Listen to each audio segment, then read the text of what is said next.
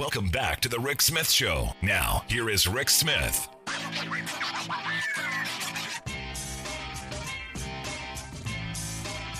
So I got a great email today.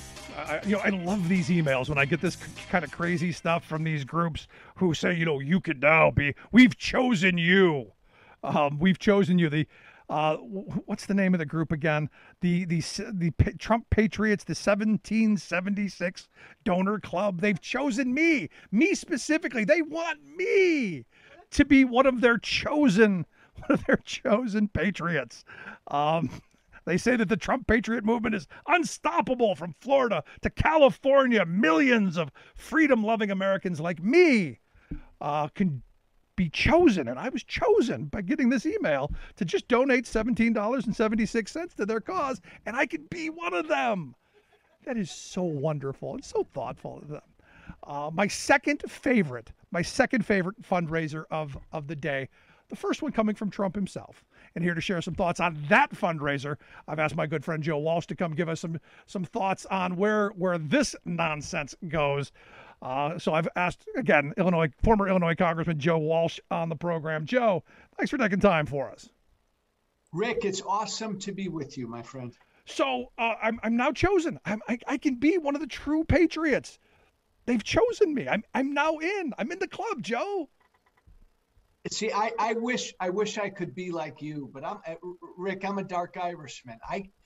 Nothing Trump or the Republicans do can make me laugh. I'm so just bummed out with where the party is right now.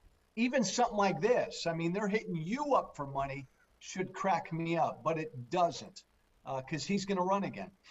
Yeah, there's no question he's going to run. But that was my second favorite of the day.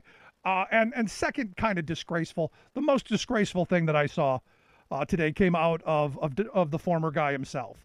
I got this email from Save America, this group who put out Trump's statement of, quote, wonderful to see Colin Powell, who made big mistakes on Iraq and famously so-called weapons of mass destruction, be treated in death so beautifully by the fake news media. Hope that happens to me someday. He was a classic rhino, and even that, always being the first to attack other Republicans. He made plenty of mistakes, but anyway, may he rest in peace. Donate to me. I don't know which is more disgraceful, that message or, hey, this guy died, give me money. And Rick, I've been waiting for any Republican all day and all night, any Republican to defend that statement. I've been dying for them to try, but they won't. But again, I remind you, the despicable, horrible, ugly, bigoted, dishonest, pathological, authoritarian guy who wrote that statement is the leader of one of America's two major political parties. That's what's scary. I mean, what he put in that statement, Rick, that doesn't surprise you and me and anybody who's been paying attention. But he's the leader of the Republican Party, and that's not changing. No, you're right. And you're right. I wasn't surprised by it in the least. In fact, I'm sure the first draft was much worse. Yes.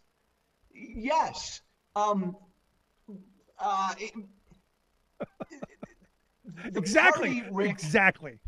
No, the party can't escape him. And in a way, this is the only thing in life right now politically that makes me laugh, is the freaking Republican Party deserves this. All the crap and all the ugliness that he lays down every day, it makes me laugh at the Republican Party because they created this monster and they can't get out of it. They deserve all of this. No, that's funny.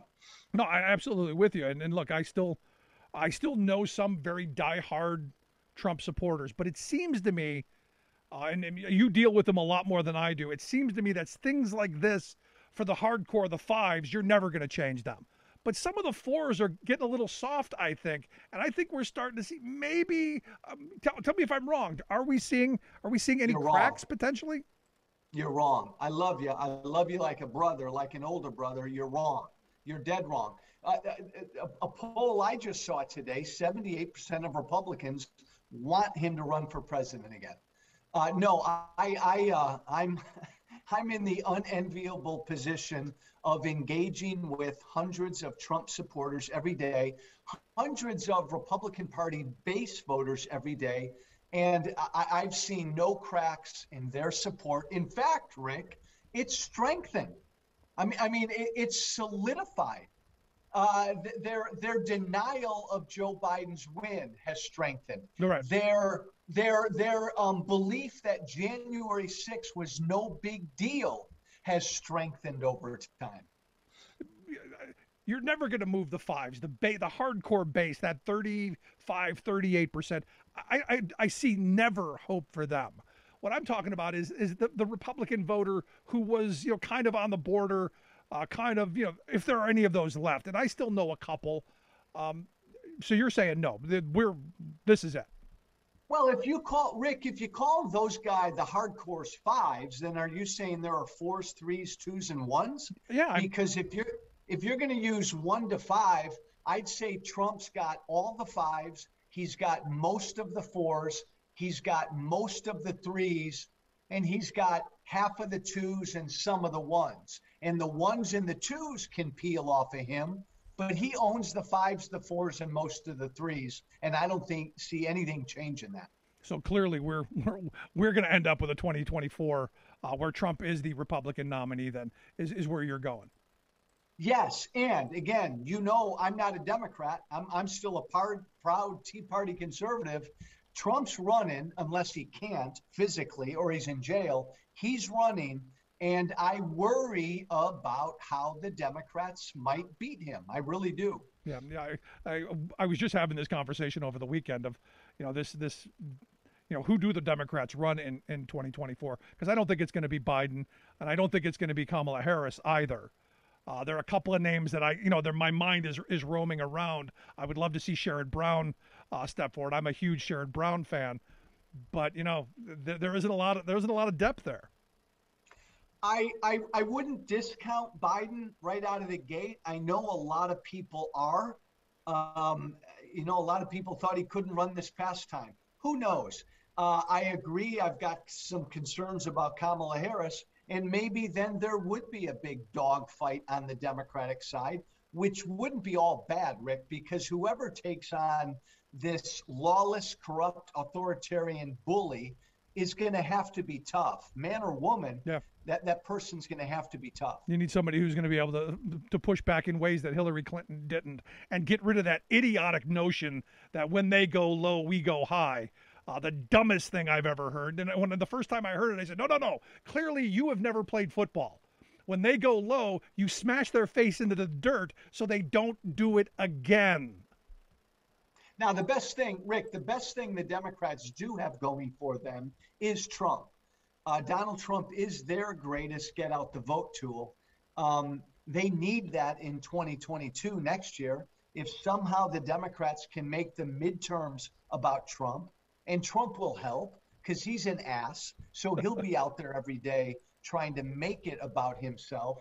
And look, again, nobody was knocking down the walls, to elect Joe Biden. We all supported Joe Biden because we had to get that corrupt madman out of the White House. No, excellent point. Now, here's the thing. Today we see the story that Trump's filed a lawsuit to stop the January 6th commission from getting the documents that they're requesting that Biden is evidently going to allow them to see. And you're claiming that the scope is almost limitless. And I'm going, here's the thing. When you're talking about a president who was involved in a treasonous act like we saw on January 6th, I don't know that I want limits on what his activities of that day were. I don't think I want limits so much on his actions surrounding what happened here. That's just my thoughts. I think we need to know everything he did, every person he talked to, and investigate every rabbit hole possible. It was an insurrection, and Donald Trump incited an insurrection, and now he's doing whatever he can do to stop the investigation into that insurrection. He's a traitor, Rick. Here's the problem, though, and I don't know where you are on this. We're 8-9 months after January 6th. this committee was formed 6 months after January 6th. This committee, Rick, should have been formed 6 days after January 6th. Right after the attack 6 on our hours. democracy. As soon as Biden was certified, they should have begun looking into this, and we should have been holding people accountable and doing perp walks every day. This is where you and I, I'm sure, will agree 100%. We should have been doing this from the beginning, and the sentences these people should have been getting all along should not be, oh, here's time served, 6 months probation, oh, here's a fine. We should have gotten actual jail time for people. My God, our government was attacked. As soon as that attack was put down, Rick, the investigation needed to begin.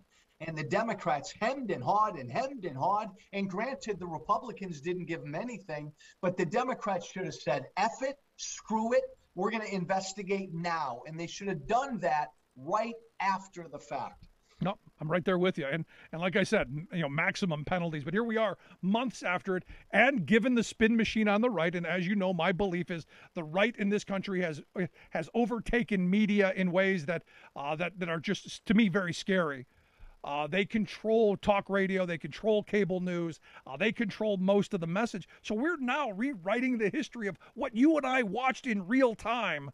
They're rewriting that history to making those people's martyrs and patriots and making January 6th not a treasonous insurrection, but just a peaceful walk in the park, a peaceful, just any other day of tourism there in the nation's capital. I'll push back on you a little bit. Conservatives dominate talk radio, and they've got Fox News. That's it. CNN, NBC, ABC, CBS, PBS, MSNBC, CNBC, libs and moderates dominate all the rest. But to your point, Rick, Republicans are going to use this as a battle cry to take back the House next year. Yeah. No, but here's where I'll push back. Here's where I'll push back on you pushing back. All of the other ones outside of CNN and MSNBC do this, and they do it too, this nonsensical both sidesism that we got to then be fair and balanced and present both sides. Fox News, OAN, all of those, Newsmax, all of those groups, they don't care about both sidesism. They care about their message. That's where they're dominant, and that's the reason that they get much better ratings, because people want a message. Well, I'll agree with you on that, Rick, is in that there are no standards and there's one goal on Fox News and conservative media, and all the others in the so-called mainstream media, they try to be somewhat balanced, but they generally have a left point of view. They always have. That's why Fox News came into existence to begin with, to push back against the mainstream media. But to your other point, they have not taken the seriousness of what we're up against at all. Yeah. Now, I'm looking at this January 6th thing, and there's subpoenas out there. Steve Bannon, I guess, is still defying the subpoena. I'm of the mindset: you send the sergeant of arms, you send the Capitol Police, you arrest him, and you throw his butt in the seat. Because if it were you or me and they subpoenaed us, we'd be sitting in that chair. They have that power. Congress has that power to literally imprison them. They'll see this through. I mean, the committee voted to hold Bannon in contempt. The House this week will vote to hold Bannon in contempt. And then it'll go to the Justice Department. The Attorney General, I don't know what he'll do, but Bannon can lengthen this thing out, maybe even past the midterms. No, and this has always been my fear in this, and being able to run through the court system.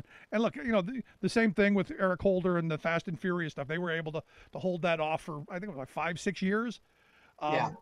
For me, these investigations have to move much more quickly.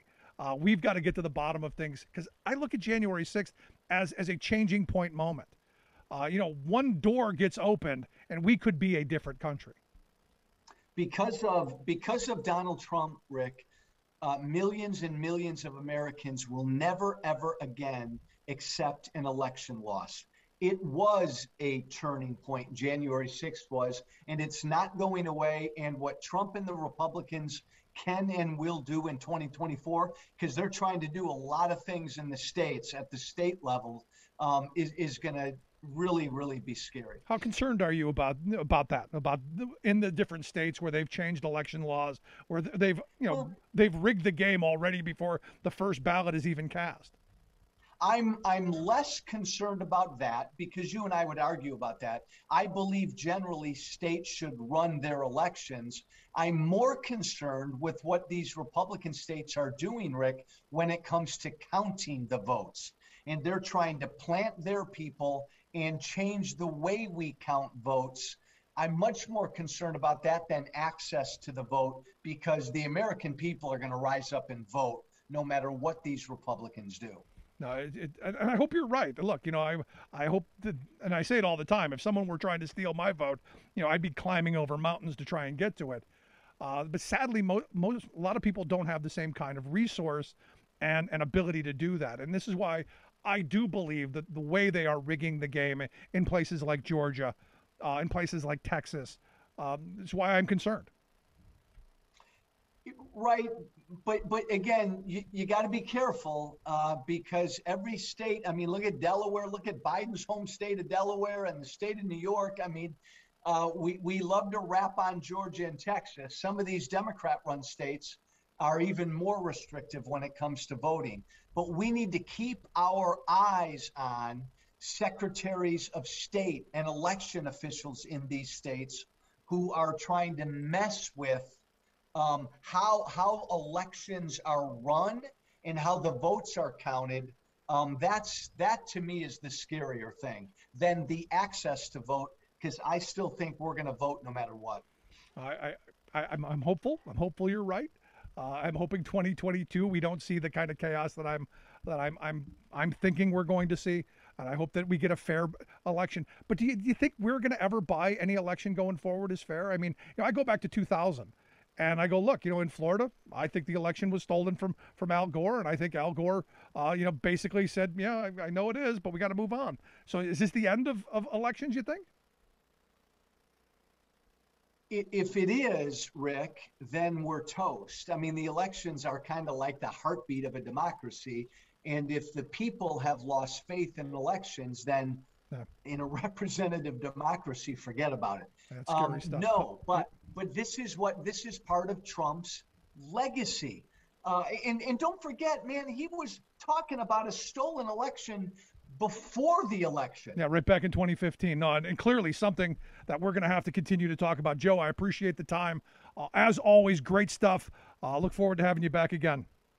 Keep fighting, brother. Good stuff. Our good friend Joe Walsh.